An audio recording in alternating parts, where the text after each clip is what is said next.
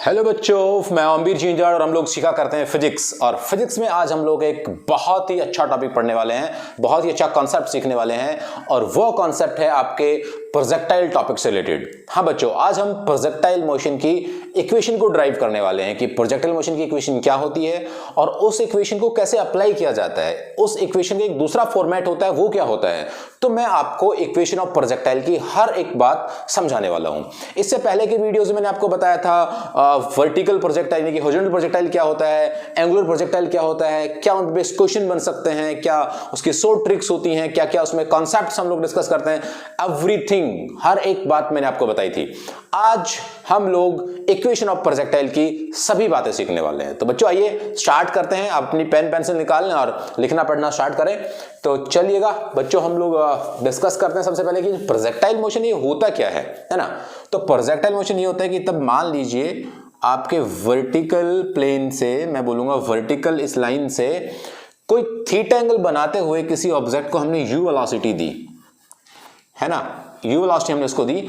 तो उस u velocity की वजह से क्या होता है, वो यहां से ऐसे मूव करता है, ग्रेविटी की वजह से ये ऐसे आके यहां पे गिर जाता है। तो ये जो इसने मोशन यहां से यहां तक का किया, ये जो मूवमेंट हुआ, that is motion, that motion is what, projectile motion, right. तो ये जो हमने u वेलोसिटी से यहां से जो ये u वेलोसिटी है, ये हॉरिजॉन्टल के साथ एक एंगल बना रही है, वो है थीटा। तो इस u के हम लोग दो कंपोनेंट कर सकते हैं क्योंकि हमारे पास वेक्टर की नॉलेज है। तो इस u के दो कंपोनेंट कौन कौन से होंगे, एक तो ये इधर होगा और उसका क्या नाम होगा, u cos थीटा, और एक ये वाला होगा, ये क्या होगा, u sin थीटा। ये दो कंपोनेंट होंगे, एक horizontal component is u cos theta and vertical component is u sin theta. ये आपको पता होंगे कि किस तरह से हम इसके कंपोनेंट्स क्या करते हैं। अब बच्चों हम लोगों को इस इक्वेशन को बनाना है कि ये जो प्रोजेक्टाइल का बेसिकली ये जो ऐसे वाला ये वाला जो कर्व बना है, ये कर्व क्यों बना, क्या कोई ऐसी इक्वेशन आई थी या क्या हुआ था। तो चलिए हम इस कर्व के लिए एक पॉइंट ले लेते हैं। इस कर्व पे हमने यहां पर एक पॉइंट लिया और उस पॉइंट पर डिस्टेंस हॉरिजॉन्टल भी वर्टिकल भी, उन दोनों का जिक्र किया, यानी कि उसका एड्रेस यहां पे हमने लिखा x। इस पॉइंट पर जो डिस्टेंस इन हॉरिजॉन्टल ट्रैवल हो रखी है वो कितनी मानी हमने, x। इनके से वर्टिकल जो ट्रैवल हो रखी है उसको कितना माना हमने, y। और यहां तक पहुंचने में जो टाइम लगा उस टाइम को क्या माना हमने, t। ये तीन बातें हमने यहां पे लिखी।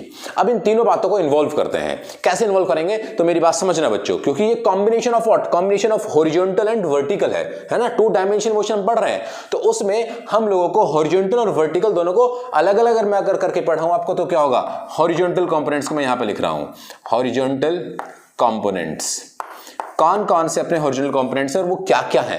तो मैंने आपको बताया था कि तब भी हम इस तरह के इक्वेशन, इस तरह के बेसिकली टू डायमेंशन में हम लोग वेलोसिटीज की, एक्सेलरेशन और आपकी बात टाइम, डिस्टेंस, इनकी बात करते हैं, तो वहां पर हम लोग यूएस कैलकुलेट करते हैं ना, UVAST है ना। तो हॉरिजॉन्टल की बात कर रहा हूं मैं, तो हॉरिजॉन्टल में इनिशियल वेलोसिटी क्या है, तो इनिशियल वेलोसिटी वैसे u cos theta, u cos theta is the initial velocity, right. Final velocity क्या है, पता नहीं भाई, ये तो क्या है। एक्सेलरेशन कितना है, इसकी भी कोई नॉलेज नहीं। डिस्टेंस कितना ट्रेवल किया उसने, तो उसने कहा इस पॉइंट को x बोला उसने, तो उसने हॉरिजॉन्टल में x ट्रेवल किया, दैट इज x। कितना टाइम लगा उसको, तो मान लिया t टाइम लगा होगा उसको वहां तक पहुंचने में। तो यहां से जो हमारे पास s is equal to ut plus half at square equation है, इसमें अगर मैं वैल्यूज पुट करूं, s की जगह पे पुट करूंगा क्या मैं, x is equal to u की जगह पे पुट करूंगा क्या मैं, u cos theta, u cos theta, t यहां पर t रहेगा और माइनस हाफ, a कितना है, एक्सेलरेशन तो इसमें है ही नहीं, जीरो, राइट। तो एक्सेलरेशन जीरो, तो मतलब क्या, ये वाला पार्ट खत्म हो गया। तो यहां से x is equal to u cos theta into time t आपको दिखाई दे रहा है, राइट। तो यहां से हमारे पास ये एक इक्वेशन आई बच्चों। इस इक्वेशन को मैं मॉडिफाई करूं तो यहां पर हमें टाइम t के बारे में बात करनी चाहिए, क्योंकि हम ये time t equation number second में जो मैं अब ड्राइव करने वाला हूं वहां पर यूज कर पाएंगे क्या, कि ये टाइम का जो बेसिकली फॉर्मूला बना वो क्या बना, time is equal to x upon u cos theta, time is equal to x by u cos theta. बच्चों आप समझ पा रहे होंगे मेरी बात को, मैं आपको समझाना चाह रहा हूं कि यहां से हम लोगों ने एक रिलेशन सेट कर लिया x और t के बीच में, x और t को हमने रिलेट कर लिया। एक्स वाई टी, ये सब बातें मुझे करनी है। तो यहां से अब मैं आपको पढ़ाने जाऊंगा वर्टिकल कंपोनेंट्स, यानी कि जितने भी वर्टिकल कंपोनेंट्स आए हैं वो कौन कौन से हैं जो इन्वॉल्व होते हैं इस पूरे के पूरे प्रोजेक्टाइल मोशन में। तो हमें फिर से ये लिखना चाहिए UVAST, यहां पे लिखा हमने UVAS और ये T। बच्चों क्या क्या चीजें आप इसमें से जानते हैं इनके सब वर्टिकल में ही देखना, हॉरिजॉन्टल में नहीं। तो वर्टिकल में सबसे पहले हम लोग इसका इनिशियल वेलोसिटी जानते हैं, वो इनिशियल वेलोसिटी आपका है u sin theta. Final velocity कितना है, यहां पे कितनी वेलोसिटी उसकी होगी नहीं मालूम हमें। यहां पर एक्सेलरेशन क्या हुआ, acceleration due to gravity act किया वर्टिकल में, कितना -g। डिस्प्लेसमेंट कितना हुआ, तो in case of vertical is what y, क्योंकि y एक्सिस में ट्रैवल करते हो यहां पे y, और टाइम इसको भी t ही लगा होगा पहुंचने में, क्योंकि हम लोगों ने पढ़ा हुआ है कि वर्टिकल के केस में वो हॉरिजॉन्टल भी और वर्टिकल भी, प्रोजेक्टाइल केस में वो हॉरिजॉन्टल भी और वर्टिकल भी दोनों को सेम टाइम में ट्रैवल करता है। तो यहां से अगर मैं अभी सेकंड इक्वेशन पुट करूं, मैं बनाना चाहूं इक्वेशन, तो क्या होगा, s = ut + ½ at²। अब इसमें हम वैल्यूज पुट करते हैं। s की वैल्यू क्या पुट करूं मैं, y, तो ये क्या पुट किया मैंने यहां पे y, that is equal to u की जगह क्या पुट करूंगा मैं, u sin थीटा। t की जगह क्या पुट करूंगा मैं, ये वैल्यू, क्योंकि टाइम तो सब में सेम है, तो यहां से हमने टाइम निकाल लिया in terms of x and t का रिलेशन था ये, तो x upon u cos theta minus half, a की जगह पे क्या पुट करना है, g, और g कैसा है माइनस में, इसलिए यहां पे क्या आ गया, माइनस आ गया था g, और t की जगह फिर क्या पुट करना है, t², और t की वैल्यू क्या है, x² bye u² cos² theta,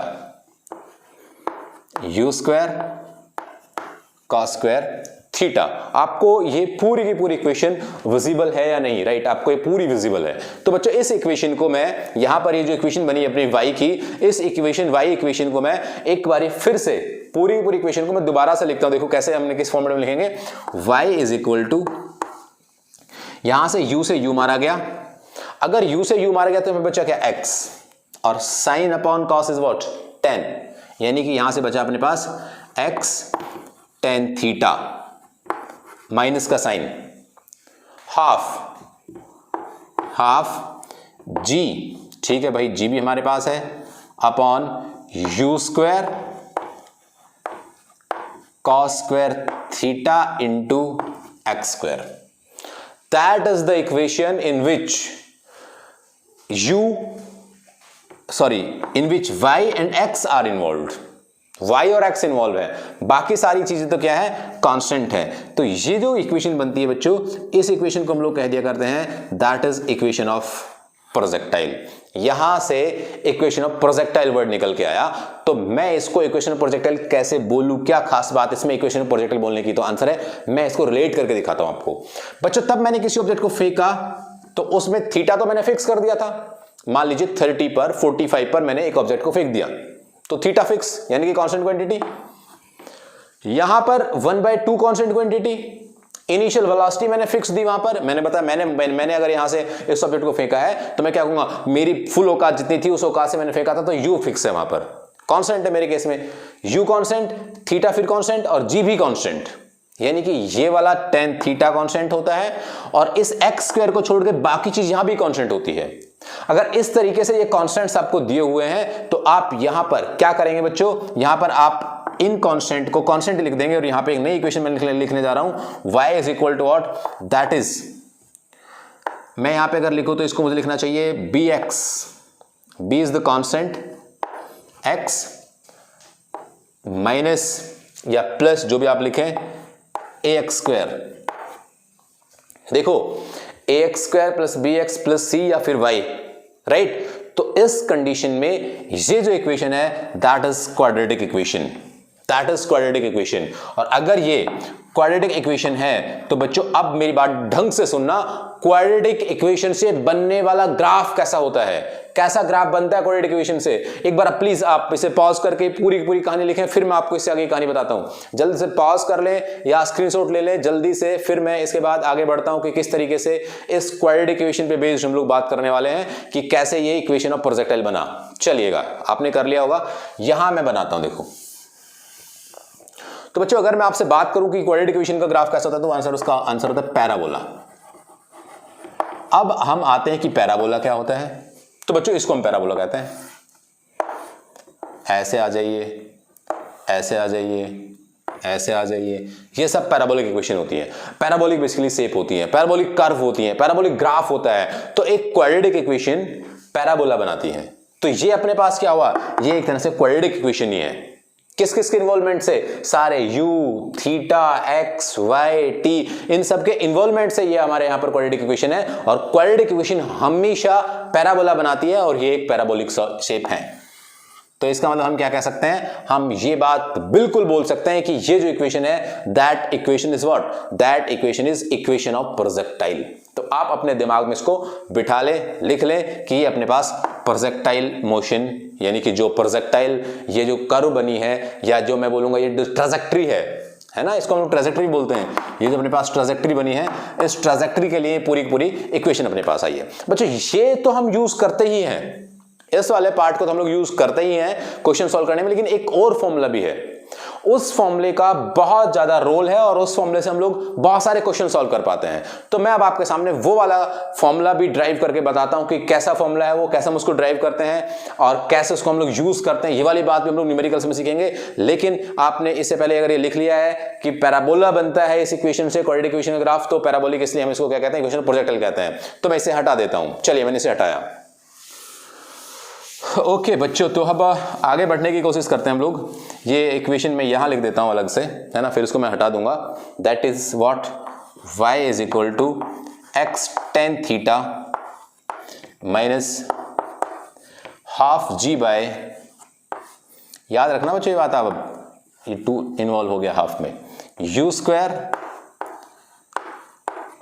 cos square theta into x square, that is equation of projectile. अब मैं इसको एक दूसरी फॉर्म में, एक दूसरे फॉर्मेट में लिखना बताता हूं आपको कि उसको कैसे लिखते हैं और फिर उसका यूज क्या है। बच्चों यहां से अगर मैं इसको साइन थीटा से मल्टीप्लाई कर दूं और डिवाइड कर दूं, तो एक्स स्क्वायर को मैंने यहां लिखा, अगर मैं इसको साइन थीटा से मल्टीप्लाई और डिवाइड कर दूं तो क्या, देखो मैं कर देता हूं साइन थीटा।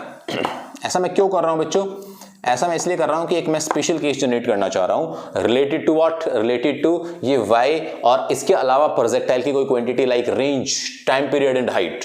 देखो बच्चों क्या होगा, यहां से अगर मैंने इसको साइन से मल्टीप्लाई किया तो देखो क्या होगा, यहां से इक्वेशन बनेगी y is equal to x tan theta, तो ऐसे ही रहेगा, माइनस हाफ भी सेम रहेगा, यहां से एक साइन और एक कॉस, ये तो मिलके क्या बन गए 10, साइन बाय एक कॉस, क्योंकि कॉस स्क्वायर है यहां पे, तो sine by cos is what 10। तो ये तो बन गया आपके पास यहां से हाफ, नीचे रहा ये टेन थीटा और साथ में कौन है जी एक्स स्क्वायर, जी एक्स स्क्वायर। और क्या बचा रह गया नीचे, तो बचा रह गया नीचे 2 और बचा रह गया क्या आपका यू स्क्वायर, एंड यहां से कॉस स्क्वायर था तो एक कॉस भी बचा रह गया और एक बचा रह गया आपके पास साइन थीटा। ऑलराइट, तो यहां से y is equal to x tan theta minus of tan theta g x square upon 2u cos square theta and sine cos theta and sine theta. अब इसको आगे बढ़ाते हैं हम लोग, इसको आगे बढ़ाएंगे कैसे बच्चों, देखो तो यहां से अगर मैं आपसे बात करूं तो ये आपको जानी पहचानी टर्म लग रही होगी, 2 cos theta sine theta, 2 cos theta sine theta को हम लोग लिख सकते हैं साइन 2 थीटा ट्रिग्नोमेट्री यूज करके। तो यहां से इक्वेशन बनी y is equal to what, x tan theta minus ऊपर बचा क्या g x square tan theta, मैं इसको आगे लिख लेता हूं g x square tan theta by 2 cos theta sine theta is what sine 2 theta, और यहां पे क्या बचता है अपने पास u square, that means u square sine 2 theta. यहां तक की बात बच्चों आपको क्लियर है, राइट यहां तक की बात क्लियर, तो अब आगे बढ़ेंगे। देखो y is equal to x tan theta minus x square tan theta by, मैं इस g को नीचे ले आता हूं, इस g को मैं नीचे लेंगे तो किसके नीचे आएगा, वो u स्क्वायर साइन 2 थीटा के नीचे आएगा। तो यहां पे क्या बनेगा, ये बनेगा u square sine 2 theta by z। By g, तो यहां से ये u square sine 2 theta by g आपको अब जाना पहचाना फॉर्मूला लग रहा है। किसका फॉर्मूला? ये रेंज का फॉर्मूला है, यानी कि ये पूरा क्या बन गया? आर। ये रेंज बन गया। तो देखो बच्चे फॉर्मूला क्या हुआ? y is equal to x tan theta minus x square tan theta by range R. आपको समझ आ रहा है? रेंज का फॉर्मूला आपको याद होना चाहिए था। जो रेंज का फॉर्मूला है वो रेंज का फॉर्मूला आपका होता है u square sine 2 theta by g, और मैंने कुछ नहीं किया, केवल उसके रेंज के फॉर्मूले को यहां पे रखा है, तो मैंने इसको क्या मान लिया? ये रेंज है। अब अगर ये रेंज है तो अब इससे आगे देखो क्या होगा। इससे आगे यहां से ये इक्वेशन बन जाएगी बच्चों क्या? y is equal to, common ले लेता हूं मैं, x टेन थीटा। अच्छा दोनों से आ जाएगा, तो मैंने क्या किया? x टेन थीटा का कॉमन ले लिया, x टेन थीटा, ब्रैकेट में अंदर क्या बचा? दोनों तरफ से x टेन थीटा बाहर निकालने पर, तो यहां पे तो 1 ही बचा, 1 माइनस अंदर वहां पे एक x आ गया था, एक बचा हुआ अपने पास, तो एक x बचा अपॉन r। ये एक और इक्वेशन अपने पास रेडी हुई, और ये भी इक्वेशन ऑफ व्हाट? क्या? प्रोजेक्टाइल। यानी कि यहां से ये एक इक्वेशन हमारे पास है, इतनी बोलूंगा मैं, और ये एक इक्वेशन हमारे पास है। इसमें हमने रेंज को और उसके हॉरिजॉन्टल डिस्टेंस को रिलेट किया हुआ है। तो बच्चों बहुत ज्यादा मुश्किल चीजें नहीं है, ये वाली बड़ी इंपॉर्टेंट, बहुत काम की है, बहुत अच्छी इक्वेशन है। इससे बेस्ड में ढेर सारे क्वेश्चंस आपको सिखाने वाला हूं, क्वेश्चन आपको करवाने वाला हूं और मैं बताने वाला हूं ये पूरी की पूरी कहानी। तो ये जो हमने सीखा यार, ये अब सीख के पूरे के पूरे हम लोग क्या कर सकते हैं? क्या उखाड़ लिया हमने ये सीख के? मैं बताता हूं कि क्या कर लिया।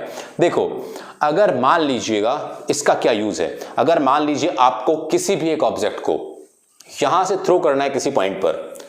अब आपको अगर कुछ नॉलेज है कि भाई ये हाइट सामने वाली उतनी है, मान ली छत पे फेंकना है मुझे पत्थर छत पे फेंकना है, तो क्या होगा? मुझे हाइट मालूम है, मुझे मालूम मैं यहां से फेंकता हूं, मैं इसको फेंक सकता हूं छत के ऊपर, इतने मेरे अंदर ताकत है, तो मैं कितने एंगल से फेंकूं या मैं किस वेलोसिटी से फेंकूं, ये अगर चीजें मुझे निकालनी है, तो मैं इस इक्वेशन को यूज करके या फिर इस इक्वेशन को यूज करके वो सभी क्वांटिटीज लाइक थीटा, लाइक आपकी इनिशियल वेलोसिटी कितनी देनी है वो इनिशियल वेलोसिटी, और भी बहुत सारे पॉइंट्स आप इससे कैलकुलेट कर पाते हैं। या एक और बात, जैसे मान लीजिए यहां से हमने किसी चीज को प्रोजेक्ट किया और हमने कहा कि भाई मान लीजिए अगर मैं यहां से प्रोजेक्ट करता हूं, यहां से मैंने उसको प्रोजेक्ट किया, तो हमने पूछ लिया कि 2 सेकंड बाद बताइए, 2 सेकंड बाद बताइए उसका डेटा इंफॉर्मेशन क्या थी, वो कहां पहुंचा होगा। तो इस इक्वेशन ऑफ प्रोजेक्टाइल से हम लोग ये कैलकुलेट कर सकते हैं। आपसे पूछेगा कि कैसे फेंकूं मैं, कि यहां पे एक एक कमरा है और उसकी विंडो में, खिड़की में जाके पत्थर टकराए। तो अगर खिड़की में जाके पत्थर टकराए, इसका मतलब क्या हुआ? इसका मतलब ये हुआ कि अब हमें पूरी नॉलेज होनी चाहिए कि ये एग्जैक्ट वहां तक तो पहुंचे। तो इस चीज के लिए हम लोग यूज किया करते हैं, यानी कि ये पर्टिकुलर केसेस के लिए हम लोग यूज किया करते हैं इक्वेशन ऑफ प्रोजेक्टाइल। राइट, कहां से हम लोग ऐसे हवाई जहाज उड़ता हुआ जा रहा है, कहां से हमें बम ड्रॉप करना है कि एग्जैक्ट वहां पे जाके गिरे जहां हमारा निशान है, जहां टारगेट है, उसके लिए हम लोग ये इक्वेशन ऑफ प्रोजेक्टाइल यूज करते हैं। मैथमेटिक्स के साथ साथ आपको फिजिक्स की नॉलेज होना बहुत ज्यादा जरूरी है इसमें। राइट, फिजिक्स की नॉलेज से आप लोग ये सारी चीजें बता पाएंगे, कैलकुलेशन आप कर लेते हैं। तो अब मैं आपको बता दूं कि प्रोजेक्टाइल में हमने कॉन्सेप्ट्स जो हैं वो कॉन्सेप्ट्स लगभग डिस्कस कर लिए हैं। क्या क्या कॉन्सेप्ट्स? कि भाई इक्वेशन ऑफ प्रोजेक्टाइल क्या होता है।